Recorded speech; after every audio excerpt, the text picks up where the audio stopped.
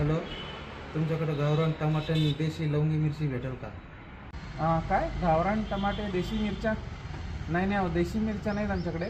पोर्तुगीजांनी 17व्या शतकात ज्या टमाटो आणि मिरच्या आणले होते ना, त्याचेच पुढचे विदेशी वळणच आहेत आमच्याकडे. कोणी तुम्हाला गावरान टमाटो, मिरच्या, सिमला मिरची किंवा बटाटा किंवा काही असं विकत असेल तर ते साफ खोटं आहे.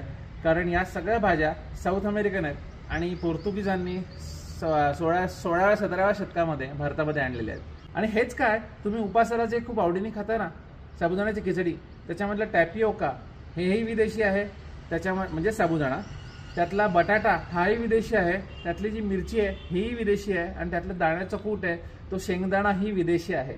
तुम्ही फार आवडीने खाता ते कोबी, फ्लॉवर, ब्रॉकली, ब्रुसेल्स स्प्राउट्स किंवा असे बऱ्याच कोबी वर्गीय ज्या भाज्या आहेत, या सगळ्या जंगली मोहरीपासून माणसांनी निर्माण केल्या आहेत सिलेक्टिव्ह ब्रीडिंग